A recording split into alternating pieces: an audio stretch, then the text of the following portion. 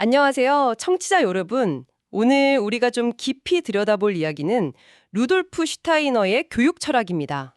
요즘 교육 보면 아시겠지만 너무 막 시험 점수, 결과 이런 데만 집중하는 경향이 있잖아요. 그러다 보니 아이들 본연의 모습, 그 잠재력 같은 걸 놓치는 건 아닌가, 뭐 그런 생각도 들고요. 근데 이 슈타이너라는 사람은 벌써 100여 년 전에 좀 다른 관점을 제시했어요. 네, 맞습니다. 당시에는 이제 과학이 세상을 설명하는 거의 유일한 방법처럼 여겨졌잖아요. 근데 슈타이너는 그게 좀, 한계가 있다고 본 거죠. 특히 인간을 이해하는 데 있어서요. 아, 한계가 있다. 어떤 점에서요? 그러니까 순수 자연과학 방식으로는 눈에 보이는 물질적인 것만 다루니까 인간의 어떤 의식이라든지 영혼이라든지 이런 보이지 않는 영역은 설명하기 어렵다고 본 거예요. 당시 과학계 유명한 말이 있었죠. 이그노라비무스. 우리는 알지 못할 것이다. 아, 들어본 것 같아요. 모른다고 그냥 둬버리는. 네. 슈타이너는 그걸 넘어서야 한다고 생각했어요. 그래서 인간학, 그러니까 맨션 켄트니스라고 불렀는데 인간 자체를 더 깊이 이해하는 것, 이게 교육의 진짜 출발점이라고 본 겁니다. 인간학이라 흥미롭네요. 그냥 겉으로 보이는 행동만 보는 게 아니라 그 속을 들여다봐야 한다. 네. 슈타이너는 인간을 그냥 뭐랄까 뼈대만 남은 존재처럼 취급하는 걸 비판했어요. 그는 인간이 네 가지 요소로 이루어져 있다고 봤거든요. 네 가지 요소요? 그게 뭐죠? 일단 우리 눈에 보이는 육체가 있고요. 그리고 에테르체, 이건 뭐 생명력 혹은 형성력체라고도 해요. 그리고 감정이나 의식을 다루는 아스트랄체, 마지막으로 개별적인 나, 자아조직, 이렇게요. 와, 좀 복잡하게 들리기도 하는데요. 에테르체, 아스트라이치. 네, 조금 생소할 수 있죠. 근데 중요한 건 이런 관점이 아이들을 바라보는 시각 자체를 완전히 바꿔놓는다는 거예요. 어떻게 바뀌나요? 예를 들어 그 에테르체라는 개념 때문에 아이의 성장이 단순히 유전이나 영양 문제만이 아니게 되는 거죠. 주변 환경에 어떤 질적인 분위기 있잖아요. 질적인 분위기요? 네, 심지어 교실이 얼마나 아름다운지 이런 미적인 요소까지도 아이의 생명력, 그러니까 에테르체에 영향을 준다고 본 거예요. 와, 정말 섬세한데요. 그냥 밥 잘 먹고 크는 게 다가 아니라는 거네요. 그렇죠. 그래서 슈타이너 교육에서는 환경 구성이 굉장히 중요해요. 그럼 이런 인간 이해가 실제 교육 방법에는 어떻게 적용될까요? 특히 어린아이들한테는요. 슈타이너는 아이들 발달 단계를 아주 뚜렷하게 봤어요. 특히 만 7세 이전, 그러니까 이가 빠지고 새로 나기 전까지 아이들 있잖아요. 네, 유치원 다니는 아이들? 이 아이들은 온몸이 그냥 하나의 큰 감각기관 같다고 봤어요. 주변 모든 걸 그냥 스펀지처럼 흡수하고 모방하는 거죠.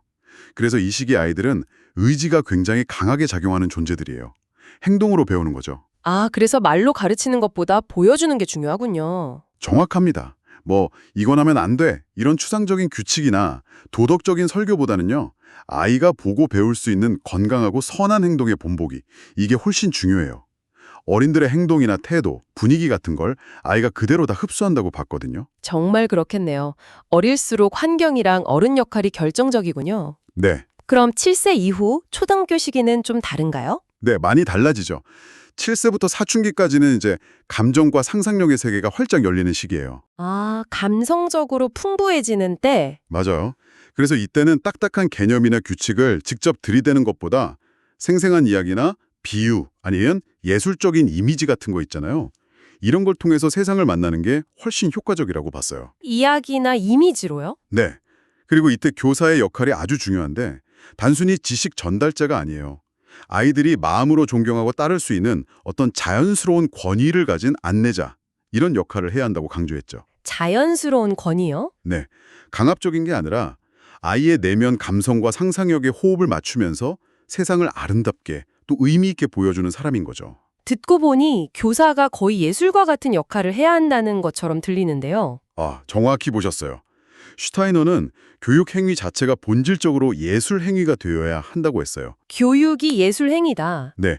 교사는 마치 예술가처럼 아이 한 명 한 명의 그 고유한 발달 상태, 기질 이런 걸 민감하게 관찰해야 해요. 그리고 거기에 맞춰서 교육 내용을 새롭게 빚어내야 한다는 거죠. 아, 그냥 정해진 커리큘럼 따라가는 게 아니군요. 그렇죠. 살아있는 아이의 변화에 창조적으로 반응하는 과정, 그게 교육이라고 본 거예요. 우리가 아는 그 발도르프 학교가 바로 이런 철학을 실제로 구현해 보려고 시작된 거고요. 아, 발도르프 학교가 그래서 그런 교육을 하는 거군요. 네, 그렇습니다. 그렇군요. 오늘 슈타이너 이야기를 쭉 들어보니까 단순히 지식을 막 채워넣는 게 교육이 아니라 아이라는 존재가 가진 고유한 발달 리듬을 존중하고 거기에 맞춰서 교육이 섬세하게, 예술적으로 다가가야 한다는 메시지가 참 인상 깊네요. 네. 결국 슈타이너가 우리에게 던지는 질문은 이거 같아요. 지금 우리 교육 시스템 안에서 아이라는 그 살아있는 존재의 전인적인 성장 가능성을 얼마나 진지하게 들여다보고 있는가. 생각해 볼 문제네요. 네.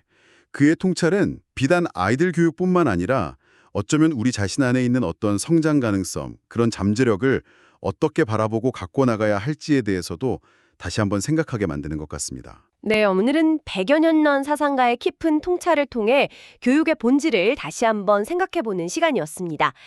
청취자 여러분께서는 오늘 이야기 나눈 내용 중에 어떤 부분이 가장 마음에 와닿으셨는지 궁금하네요. 다음에도 흥미로운 탐구로 다시 찾아뵙겠습니다.